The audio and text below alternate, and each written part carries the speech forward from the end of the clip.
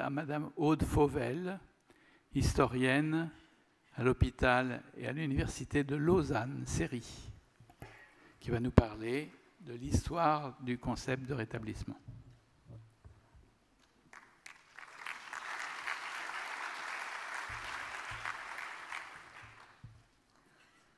Alors, je vous remercie. Bonjour à toutes et à tous. Et je vais demander à la régie si c'est possible parce que voilà, j'ai un défaut. Je suis enseignante et je peux parler pendant des heures. Mais je peux aussi rétrécir mon propos. Donc, on m'avait dit qu'on allait lancer. Voilà, merci pour le compte à rebours. Alors, j'ai une petite télécommande. Merci beaucoup. Donc moi, je voulais commencer par vous dire que le titre que vous voyez dans le programme, que j'ai rétréci parce que sinon il prenait trop de place sur cette diapositive, c'est un titre en fait que je n'ai pas choisi. C'est un titre qui m'a été proposé par le comité d'organisation qui était déjà marqué sur un pré-programme. Et c'est un titre, alors j'ai décidé, et c'est l'entrée que j'ai choisie pour vous parler, qui m'a questionné, et m'a questionné en particulier sur l'usage du terme de paradigme. Alors bon, c'est évidemment un petit peu une plaisanterie de ma part que de le qualifier de symptôme, hein, mais en tout cas, ce n'est pas la première fois et c'est, à mon sens, potentiellement poser un regard qui peut entraîner des désagréments que d'utiliser le terme de paradigme, sauf si on change le sens du terme de paradigme, et pourquoi pas. Alors, je ne suis pas venue ici vous faire une leçon de choses, je ne suis pas venue non plus vous donner des éléments déprimants ou une vision de l'histoire qui serait dépressive, hein, ce qui est souvent le cas. Hein, les productions de récits historiques ne sont pas neutres. Et c'est de cela dont je voudrais vous parler aujourd'hui. Je voudrais vous expliquer dans une première partie pourquoi, éventuellement, et en tout cas c'est le cas, dans le cadre de la production des récits historiques, le terme de paradigme peut être problématique, et je vous expliquerai pourquoi en première partie, ouvrir à des récits, des productions d'histoire qui sont quelque peu satisfaisantes, comme je vous le montrerai, mais ce n'est pas pour dire qu'il n'y a pas de changement. C'est pour vous dire, et c'est ce que je montrerai, j'espère, en seconde partie, que le changement doit être inscrit dans la durée. Si on veut construire dans le futur la santé mentale une affaire de tous et de toutes, ça passe aussi par un autre regard sur le passé, et ça passe par la réhabilitation, en tout cas la revisibilisation d'une histoire du rétablissement qui est longue, d'une histoire qui a longtemps été peu visible, et d'une histoire que j'estime être nécessaire de mettre en avant, ce qui m'entraînera dans ma troisième partie, si du moins j'en ai le temps, à vous parler du rôle des historiens dans cette histoire et de la façon dont aujourd'hui, peut-être, l'histoire, mais cette fois-ci l'histoire professionnelle au sens de la discipline historique, peut, et en tout cas ça nous est demandé, alors que faisons-nous avec cette question ? C'est ce que je vais essayer de vous ouvrir dans la troisième partie. Peut-être une actrice peut contribuer, et peut-être devrais-je dire doit contribuer, en tout cas c'est une requête qui nous est faite aujourd'hui, à changer les perspectives, si ce n'est le paradigme, sur la santé mentale et participer à la déstigmatisation. Alors, d'entrée, je précise que je ne parle pas de nulle part. Je suis une historienne, mais je suis une historienne qui a été engagée par un hôpital. Donc, je suis aussi une cadre hospitalière. C'est un statut assez particulier qui est relativement unique, même si je ne suis pas totalement seule là-dedans. Donc, ce point de vue, il est situé. Et la troisième partie dont je vous parlerai, eh bien, ça ne fait pas partie de ma profession de base. Je n'ai pas été formée pour ça. C'est quelque chose qui m'est venu, c'est quelque chose qui m'a été demandé, et c'est quelque chose sur lequel j'ai surtout des interrogations. Je précise, je ne le savais pas, il n'y aura donc pas de temps de questions qui sera offert au public. Je serai là ces 2 jours. Si vous voulez échanger, me poser des questions, en savoir plus, je suis bien entendu à disposition.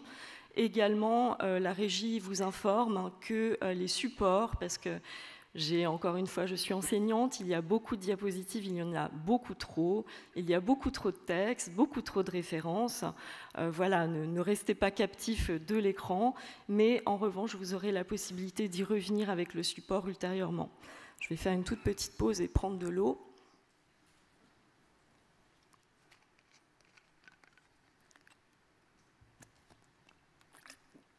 Alors pourquoi, comment parle-t-on aujourd'hui et pourquoi voudrait-on parler de changement de paradigme?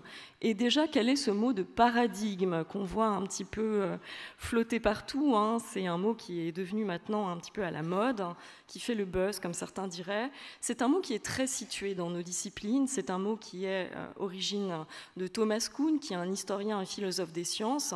Et quand on parle de changement de paradigme, ça veut dire, selon Kuhn, et c'est vraiment très très fort hein, comme vocabulaire, qu'on engage une révolution scientifique. Et donc, si on change de paradigme et si on voit l'histoire sous cet angle, cela veut dire que l'on pose un regard de science, de changement de science, et qu'on pose la prisme et le focus dans ce qu'on regarde dans l'histoire sur les scientifiques, les professionnels des sciences et les médecins, ce qui est quelque chose qui oriente d'emblée la façon dont on fait l'histoire, si toutefois on utilise le mot de paradigme tel qu'il est dans le dictionnaire. En l'occurrence, alors j'étais censée avoir enlevé les animations, mais elles sont revenues, ce n'est pas grave.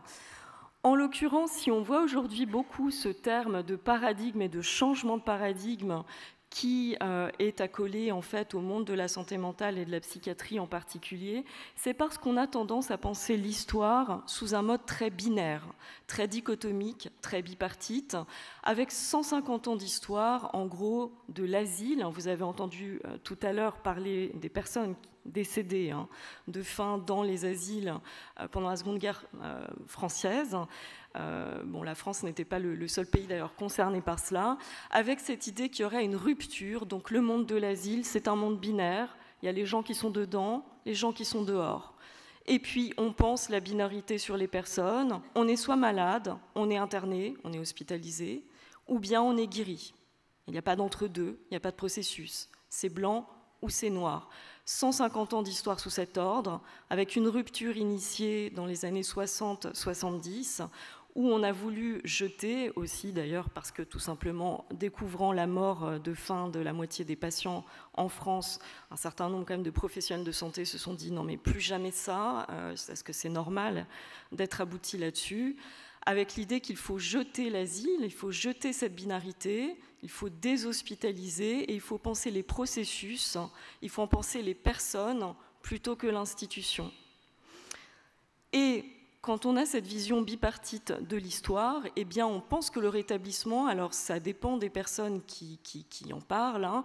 Certaines considèrent que c'est finalement l'aboutissement logique de ce qui s'est mis en place dans les années 60-70, c'est-à-dire que finalement, enfin, on aurait réussi à mettre fin à ce modèle binaire, cette idée qui a commencé dans les années 60, mais on serait enfin arrivé à la fin de cette logique et on aurait enfin réussi à changer ce paradigme, on serait à la toute fin du processus. Et d'autres considèrent que c'est plutôt qu'on a fini de se focaliser sur l'institution et qu'on est maintenant sur un processus personne-centré, et donc dans ces cas-là qu'on est vraiment plutôt qu'à la fin d'un processus, à l'avènement d'une nouvelle ère. C'est comme ça qu'on pense les choses, c'est comme ça que c'est souvent présenté.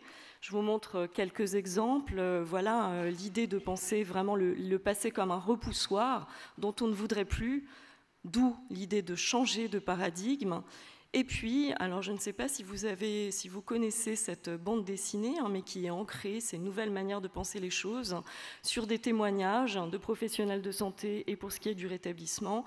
Et Lisa Mindel reproduit très bien cette dichotomie dont je vous ai parlé, donc l'asile d'aliénés d'abord, puis les crazy 70s, et puis maintenant il s'agirait de se rétablir. Le problème, si on pense comme ça, et si on centre finalement le changement sur la science, la parole des professionnels, ce qui s'est fait du côté des politiques, ce qui est fait du côté des institutions, si on essaye de penser la psychiatrie sous le mode du paradigme proposé par Kuhn, eh bien les historiens et historiennes professionnels, mais aussi les personnes du milieu, telles que Georges Lantéry, Laura décédée, arrive à une conclusion relativement déprimante, c'est ce que je vous ai dit, avec un diagnostic de cyclicité, en quelque sorte, de l'histoire psychiatrique qui a été posée, par exemple, par Lantéry Laura, puisque les changements de paradigme sont posés et sont des promesses qui ont été faites régulièrement tous les 50-100 ans dans le cadre de la science. On a parlé tout à l'heure de Philippe Pinel, on aurait pu parler de Poussin, qui est celui qui l'a inspiré. Mais effectivement, eh bien, au départ, il s'agissait de libérer les aliénés. Et on a proposé ce terme d'aliéné, asile, qui est initialement un terme très fort, hein, donner asile. C'était faire un pas vers, proposer une main tendue, et c'était censé être en collaboration avec les personnes concernées. Or, ce modèle a donné naissance à finalement un internement asilaire à très très très grande échelle. En France, il faut savoir qu'il y a jusqu'à 8 fois plus de personnes hospitalisées dans les hôpitaux psychiatriques que dans les prisons. C'était le premier poste budgétaire de dépenses publiques pendant très longtemps, donc c'est énorme et massif, et des internements qui étaient généralement à vie, avec une dégénérescence, si je puis me permettre ce mauvais jeu de mots. On ne parlait plus d'aliénés, on parlait de dégénérés, qu'il s'agissait d'enfermer dans les asiles. Donc, deuxième changement de paradigme, en tout cas promesse de changement de paradigme, autour du mot psychiatrie, où il s'agit de repousser le terme d'aliénisme dans le passé. Le choix de psychiatrie, c'est pas n'importe lequel, le mot psychiatrie veut dire soigner les personnes. Et l'idée, c'était que là, de nouveau, on allait aller vers les malades, donc là, on a proposé malades plutôt qu'aliénés, et qu'on allait se concerter pour construire ensemble du soin et non plus de l'internement. Or, là aussi, eh bien, catastrophe, tout cela a dégénéré vers des politiques eugénistes, avec des stérilisations forcées, d'ailleurs jusque dans les années 80 dans certains pays, et là aussi, une situation peu satisfaisante et qui n'était pas celle qui était envisagée. De nouveau, dans les années 60-70, proclamation d'un changement de paradigme, d'autant plus que là, le mot existait, avec cette idée qu'on allait déshospitaliser et qu'on n'allait plus parler d'hospitalisation, mais qu'on allait plutôt parler de réinsertion. Mais là aussi, en tout cas, c'est le retour, alors on est dans la phase du retour, avec un certain nombre de critiques qui ont été faites sur ce processus et ce changement de paradigme. On dit, mais là aussi, on est revenu à d'autres formes de mise de côté. Les personnes ne sont peut-être plus traitées de dégénérées, mais elles sont clochardes, c'est ce qu'on appelle la clochardisation de la maladie mentale. En Italie en particulier, on parle de carcéralisation, de personnes qui sont passées finalement des hôpitaux vers les prisons, et de parcours en revolving door, c'est-à-dire de personnes qui entrent, qui sortent des institutions, qu'on voit moins, et finalement qu'il y aurait eu là aussi un faux changement de paradigme, ou en tout cas un paradigme qui s'est inversé vers précisément ce qu'il pensait changer. Et enfin, en ce qui concerne le rétablissement dans les pays pour qui c'est un mot central des politiques de santé, notamment au Canada, depuis maintenant 25 à 30 années, et bien là aussi, alors j'ai mis des points d'interrogation, mais là aussi, un certain nombre de critiques se font jour aujourd'hui, avec un constat et finalement des personnes qui disent que ça aboutit de nouveau à mettre les personnes concernées de côté en établissant une distinction entre des personnes qui auraient un parcours de rétablissement entre guillemets réussi et celles qui seraient considérées comme non réussies, entre guillemets des parcours ratés, et qu'on serait sur une déresponsabilisation également des pouvoirs publics et une déconstruction de la psychiatrie qui serait elle aussi néfaste. Donc penser en termes de paradigme et se centrer sur ce type d'histoire, c'est vrai que du point de vue des productions de récits historiques, du côté des historiens et philosophes des sciences qui s'emparent de ce terme de paradigme, eh bien, comme vous le voyez, ça induit parfois de ne pas tant penser le changement que la répétition, et on arrive à un constat qui est somme toute relativement déprimant et peu enthousiasmant pour ce qui est de repenser le futur et d'avoir dans l'idée de changer les choses sur le long terme. C'est pourquoi je préfère, en ce qui me concerne, essayer de penser le changement dans le temps long, et plutôt, et je sais qu'en France on aime les révolutions, mais plutôt que de penser en termes de révolutions ratées ou qui ne sont pas allées jusqu'au bout, penser en termes de filiation, ce qui permet peut-être d'ancrer, ou ce qui permettra cette fois-ci, plutôt qu'avoir une première, une deuxième, une troisième vague d'histoire du rétablissement, d'ancrer cela dans la durée et de construire un futur en étant conscient du passé qui existe déjà.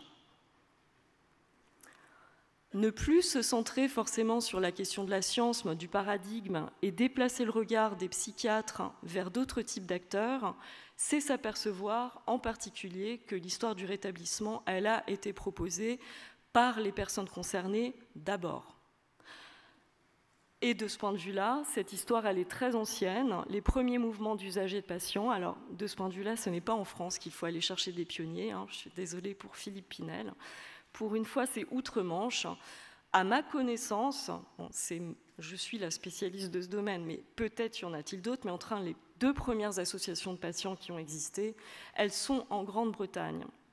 Et systématiquement, chaque fois qu'il s'est agi pour les patients et les personnes concernées de dire « c'est bien la psychiatrie, mais il faut nous écouter, nous avons une expérience, nous avons un vécu, et il faudrait construire les politiques de santé mentale, peut-être les prises en charge, peut-être même les concepts, peut-être même en fait l'enseignement », eh bien ça s'est appuyé sur des témoignages de vie, systématiquement, et des témoignages qui sont assez souvent des témoignages de rétablissement, qui se sont faits au XIXe siècle plutôt contre la psychiatrie qu'avec. Ce sont généralement des témoignages qui sont assez militants.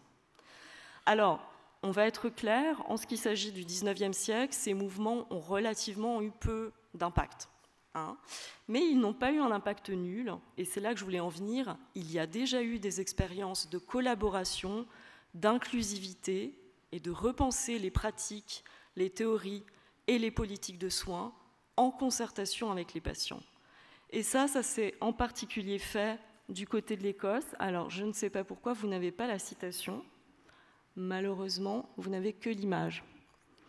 Alors, ce n'est pas grave.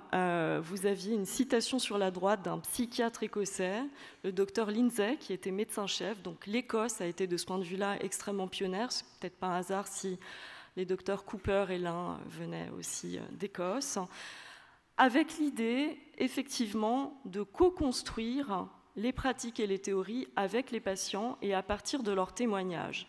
Et des proclamations qui étaient quand même très très fortes, de dire, et ce médecin le disait dans cette citation que vous n'avez pas à l'écran, peut-être apparaît-elle sous mon visage, mais ce n'est pas important. Moi, médecin, je sais que les patients ont au moins autant de connaissances et de savoir sur les troubles que moi. Et c'est pourquoi il s'agit de les écouter, parce que seul un souffrant peut aussi parler le langage des personnes, et il faut pouvoir entendre ce qu'ils ont à nous dire, et mieux que ça, il faut réfléchir avec, se concerter avec. Il faut savoir qu'un des manuels de psychiatrie qui était enseigné aux étudiants de médecine en Écosse dès les années 1870, donc vous voyez que c'est très très ancien, a été coécrit entre un patient et un médecin. Aujourd'hui, c'est des choses qui resteraient extrêmement pionnières dans d'autres contextes que ceux de l'Écosse, mais ce sont des expériences dont il faut avoir connaissance pour pouvoir ancrer aussi nos pratiques futures sur ce qui a fonctionné, ce qui a existé, ce qui pourrait réexister. Bon, je passe sur cette diapositive, mais très concrètement, c'est resté quand même assez limité à l'Écosse. Ça a eu un impact, ça a été très discuté. Les Écossais étaient considérés, très mal considérés d'ailleurs, par un certain nombre de leurs confrères, même si le pèlerinage en Écosse a été fait, notamment par des psychiatres français tels le docteur Auguste Marie, mais je ferme cette parenthèse.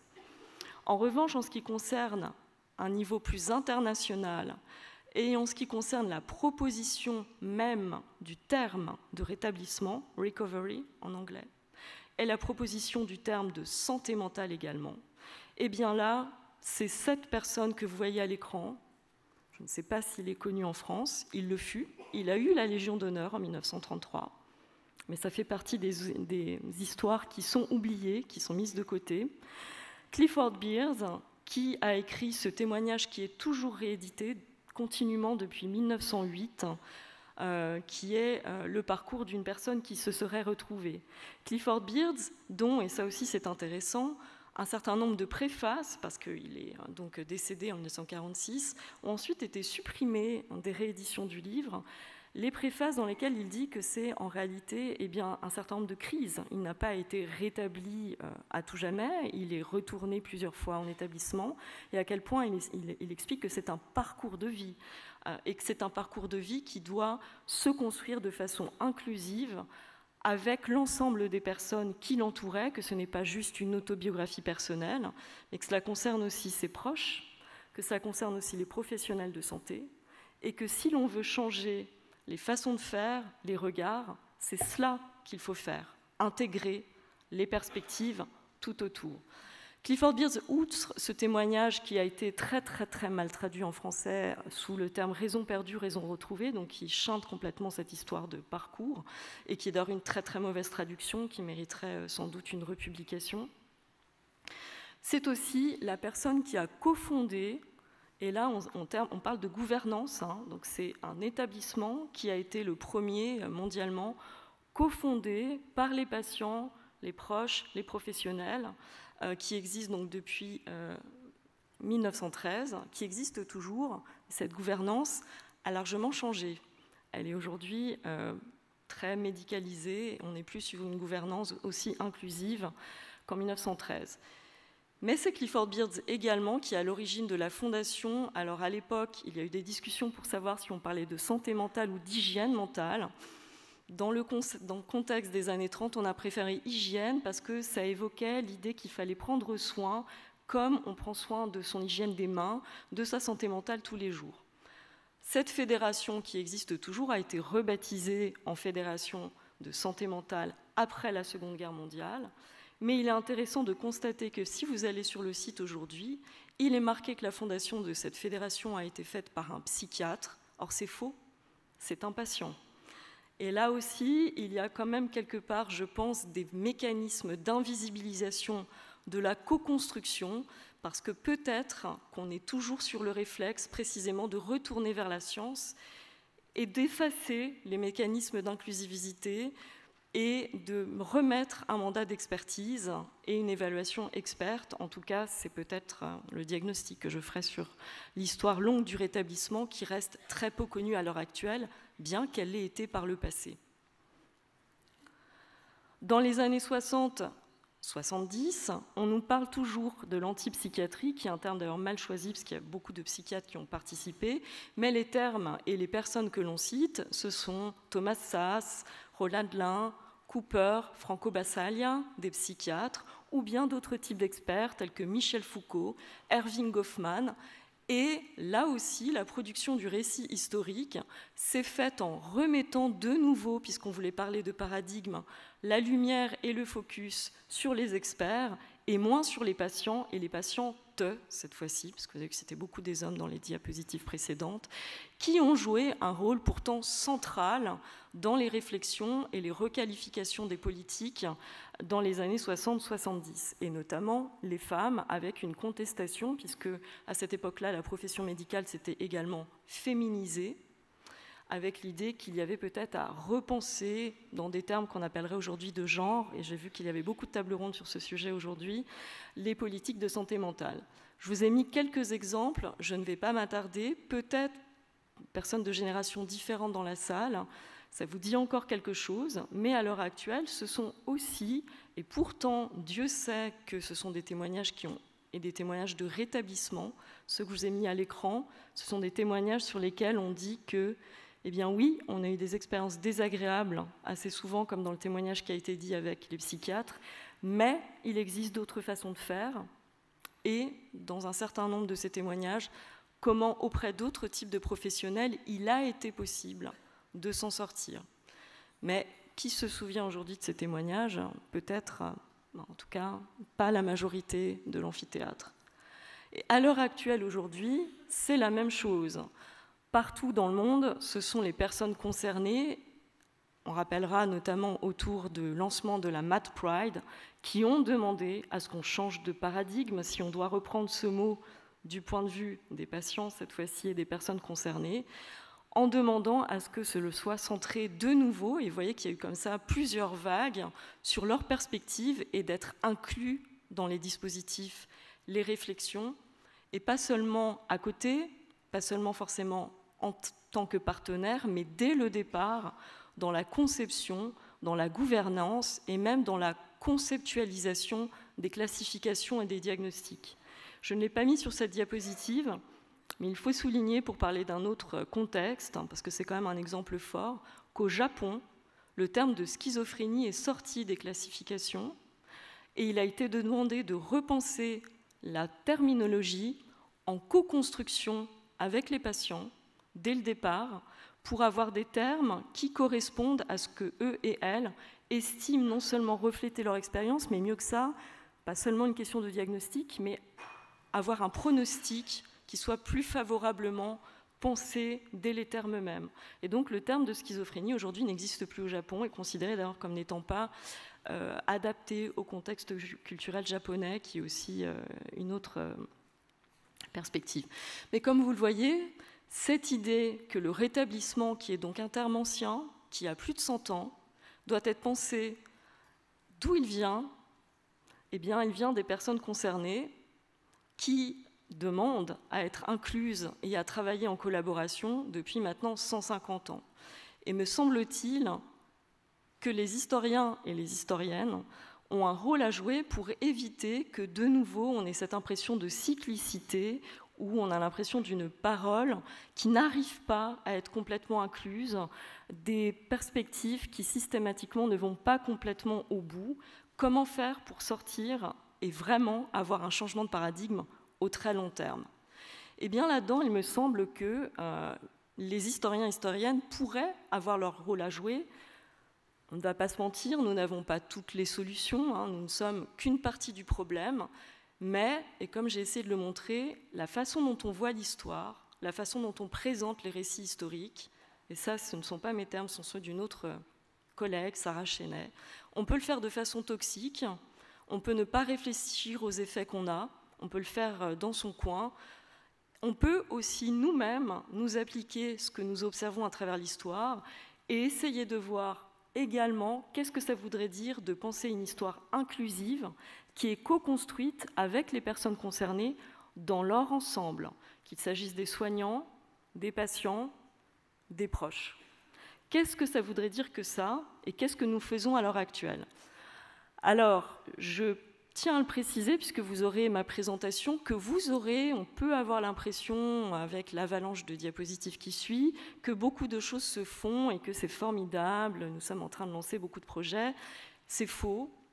Les projets dont je vous parle, c'est presque la liste exhaustive, il n'y en a pas tellement plus, et c'était plus pour vous faire un petit peu une recension, une mise en avant de ce qui peut se faire, qui est en prémisse, plutôt que quelque chose d'accompli, même si aujourd'hui, et notamment en France, quand j'ai commencé, nous étions 4 historiens à s'intéresser à ces sujets. Aujourd'hui, nous sommes quand même une bonne vingtaine, je dirais, donc il y a une masse critique. Habituellement, voici ce qui se passe, et voici ce qui est encore beaucoup le cas aujourd'hui. On nous demande de prendre position. L'histoire est très souvent instrumentalisée, on nous demande de venir légitimer, on nous demande de venir dire qu'il y a eu une révolution, qu'il y a eu un changement, on nous demande de prendre position pour ou contre les psychiatres, pour ou contre Michel Foucault, pour ou contre les infirmiers, etc., pour ou contre le centenaire de Charcot avec le président Macron, etc. Donc chez les historiens professionnels de métier, la réponse est très fréquemment de dire « nous ne voulons pas être instrumentalisés, nous ne voulons donc pas entrer en matière, nous sommes juste des universitaires dans des citadelles académiques qui sont d'ailleurs très menacées aujourd'hui, mais c'est une autre histoire, et nous n'avons pas à nous poser la question de notre utilité. Finalement, nous sommes des savants, nous aussi, nous sommes objectifs, nous travaillons à la vérité, et donc nous n'avons pas à nous préoccuper de ces questions. » Alors, ce positionnement, il paraît caricatural, il n'est pas si rare que ça, il permet aussi quand même, là je caricature, mais de revendiquer une certaine liberté académique et scientifique, ce qui n'est pas inutile.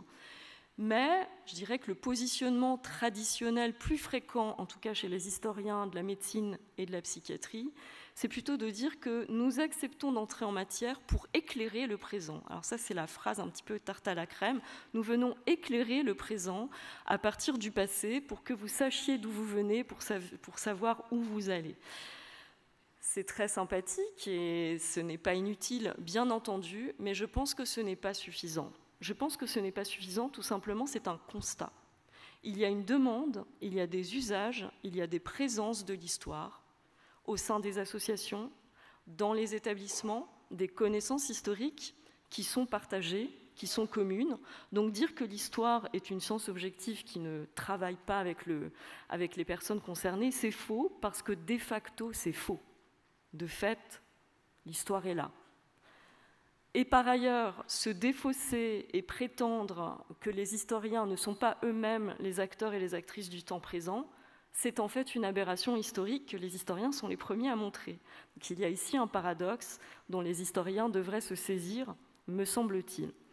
Alors cette prise de conscience, je l'ai dit en introduction, moi aussi en fait, j'ai été formée, je suis d'origine française, donc j'ai été formée dans ce moule, et il faut bien dire qu'on n'a pas les outils. Nous ne sommes pas formés à venir intervenir avec des personnes concernées, auprès de soignants, dans des institutions. Ça existe très peu. Nous n'avons pas de guidelines. Nous ne savons pas comment faire. Je pense ici qu'il y a aussi un régime de prudence. Je ne voudrais pas, à mon tour, vous prétendre que nous allons faire, nous, notre changement de paradigme au sein des historiens, que nous l'avons fait et que nous proposons tout un tas de choses. Je pense qu'il faut être extrêmement prudent en la matière. Mais les choses existent et elles se posent. Il me reste 15 minutes, j'ai énormément de dias, comme je l'ai dit, c'est le défaut de l'enseignante en université. Je voulais vous parler, donc je vais résumer un petit peu, donc je vais vous dire un petit peu les 5 points, les 5 pistes qui sont aujourd'hui, en tout cas qui sont présentées, demandées par les personnes, qu'il s'agisse de soignants, de proches, de patients, de rôles que les historiens pourraient ou devraient investir pour ancrer le rétablissement, et mieux que ça, pour participer au processus de rétablissement. Alors, que nous est-il demandé? Un premier rôle qui est celui de sauveur, passeur et peut-être même veilleur de mémoire, pour que précisément des histoires qui sont peu connues ne soient pas perdues, tout simplement faute de documents, et parce que les choses sont jetées, pas conservées. Voilà, c'est un premier rôle qui nous est demandé. Celui-ci, je pense qu'il est relativement facile que nous nous en emparions. Un second rôle qui nous est demandé, c'est de travailler les mémoires institutionnelles. Alors, je viens de terminer là-dessus, je vais revenir, où on est employé directement, comme c'est mon cas, par les hôpitaux, et notamment à l'occasion d'anniversaires, mais aussi de formations. On nous demande aussi de participer à la lutte contre la stigmatisation et l'autostigmatisation. On propose que la discipline historique puisse servir d'outil d'empowerment. Et il y a enfin d'autres propositions. Alors ça, je vous avais mis quelques illustrations, les rôles traditionnels pour ou contre. On est l'année aussi de Charcot, donc il y a ceux qui sont pour, ceux qui sont contre. On m'a demandé de faire l'arbitre. J'estime que je ne suis pas un arbitre de foot, donc j'ai décidé de m'abstenir. Les historiens qui servent de rôle d'éclaireur, qui apportent de la lumière sur des sujets sensibles, c'est souvent la posture qui est traditionnellement, vous aurez quelques références là-dessus. Et je dirais le maximum qui fait consensus, on a parlé de consensus scientifique, qui est pourquoi parler d'histoire de la psychiatrie, pour éclairer précisément, qui est un petit peu ici un manuel qui est donné. Mais s'il s'agit d'aller au-delà, en ce qui concerne sauver les mémoires, passer les mémoires, eh bien c'est un enjeu qui est extrêmement crucial, avec des enjeux qui sont liés au numérique. Le numérique qui a ici un double aspect, parce qu'il permet de faire surgir d'autres types de mémoires, de récolter et de faire vivre sur Internet notamment des paroles de personnes, mais parce qu'il invisibilise aussi d'autres types de mémoires. Et en psychiatrie, en santé mentale, il y a des mémoires immatérielles, les gestes. Les gestes, quels sont les gestes soignants? Les gestes qui permettent de se rétablir. On a parlé de la contention, mais qu'est-ce qu'on fait quand on utilise d'autres gestes? Comment est-ce qu'on peut faire passer ces mémoires immatérielles du quotidien, notamment du personnel infirmier, mais également des proches aidants? Comment est-ce que les historiens pourraient participer à conserver ces mémoires et sous quelle forme? C'est des questions qui nous sont demandées aujourd'hui. Il y a des ambiguïtés aussi qui sont liées au statut des mémoires. Comment est-ce qu'on peut préserver les mémoires sans pour autant atteindre à la confidentialité des personnes? C'est des questions qui sont, pour lesquelles on n'a pas encore de réponse et qui sont en travail aujourd'hui. Je dirais que sur ces chantiers-là, nous sommes relativement avancés. Bon, je vous ai mis quelques exemples, vous les aurez dans le document si vous voulez y revenir. En ce qui concerne travailler les mémoires institutionnelles, ça, eh bien, par exemple, dans mon expérience d'historien, on m'a dit « mais vous pouvez participer à de la psychothérapie institutionnelle ». Vous pourriez participer à faire en sorte que les mémoires héritées, parce que l'hôpital reste au cœur du système de soins pour les personnes en crise, aller à l'hôpital avec la mémoire qui y est attachée, la mémoire asilaire, penser par exemple que c'est comme Arkham, avoir ses idées à l'arrière-plan, dans Batman, d'autant que les jeunes regardent beaucoup de films de super-héros, ça n'est pas facile. Les établissements sont souvent héritiers. On a parlé des personnes qui sont décédées de faim, par exemple à l'établissement de Clermont dans l'Oise, qui a été le plus gros établissement du monde. La moitié des personnes, 2000 personnes, sont décédées d'inanition dans la Seconde Guerre mondiale. Quand on va travailler à Clermont, comment est-ce qu'on gère ce type de mémoire traumatique ? Qu'est-ce qu'on peut faire de ces mémoires traumatiques ? Parce que les gens sont dans les murs, ils viennent dans les murs. On a changé d'hôpitaux, certains hôpitaux étant détruits, mais généralement nous héritons même du lieu géographie. Comment est-ce qu'on peut travailler ces mémoires ? Est-ce que les historiens peuvent contribuer à valoriser aussi des mémoires qui sont positives, à valoriser les enseignements positifs également de l'histoire ? Eh bien, c'est des choses qu'on nous demande de faire à l'heure actuelle. J'y ai moi-même participé, donc en l'occurrence, je peux montrer ce livre, il vient de sortir, qui est paru à l'occasion des 150 ans de l'hôpital de Seury, qu'on appelle aujourd'hui le site de Seury. Nous avons essayé de profiter de cet événement pour constituer une forme de remémorialisation polyphonique en donnant la parole à tous les acteurs et actrices du passé, à minima, mais je pense qu'on peut faire plus, et certains collègues et collègues font plus. Mais là, ici, nous sommes aux prémices, mais il y a énormément de demandes de la part des établissements et de demandes également de formation, parce que les mémoires ne sont pas toutes les mêmes, et les gestes et les héritages en fonction des institutions, et ça vous le savez très bien parce qu'il y a beaucoup de professionnels dans la salle, quand on est nouveau, on hérite d'un bagage, et ce serait intéressant de savoir les bagages dont on veut se débarrasser, mais les bagages qu'on veut au contraire valoriser. Oui, on m'a laissé 8 minutes, alors je vais aller plus vite, je peux terminer en 5 si vous voulez. J'ai donc mis un certain nombre d'expériences de ce point de vue-là. Je vous l'ai dit, ça donne une impression pléthorique. C'est quasiment la totalité de ce qui existe. Il ne faut pas se tromper sur ce que je montre. Est-ce que l'histoire, et ça aussi c'est une demande, et notamment des personnes concernées autour de la notion de Math Studies, peut servir d'outil en valorisant d'autres récits au lieu de récits noirs, de légendes noires systématiques, de la psychiatrie, d'outils contre la stigmation et l'autostigmatisation ? Alors ça, c'est quelque chose aussi, alors voilà, je vous ai mis une dia, on n'est pas sorti de ces images populaires extrêmement stigmatisantes et qui touchent tout le monde, c'est un monde souffrant. Les images, elles sont sur les psychiatres, sur le personnel soignant, sur les patients, et une demande et des valorisations d'autres histoires qui sont faites dans cette idée qu'en valorisant d'autres récits, on peut lutter contre cette stigmatisation et ces clichés populaires. Autre proposition, est-ce que l'histoire comme discipline, le fait de s'accaparer des histoires qui ont été peu dites, le focus a longtemps été mis sur les médecins, eh bien justement, est-ce que le fait que les infirmiers notamment puissent valoriser leur propre identité en sachant dans quelle histoire ils s'inscrivent, en travaillant sur leur propre histoire, est-ce que travailler sur l'histoire collective en tant que patient, en mettant son histoire de parcours individuel, penser son histoire individuelle dans le collectif peut servir d'outil d'empowerment. C'est des propositions qui sont faites à l'heure actuelle. J'ai mis là aussi quelques exemples. D'autres propositions, je vous les ai mis à l'écran, qui posent des soucis, mais est-ce qu'au-delà d'intervenir en tant que professionnel dans les dialogues, dans les événements, dans la formation avec les patients, est-ce que les historiens pourraient participer aussi à des propositions conceptuelles?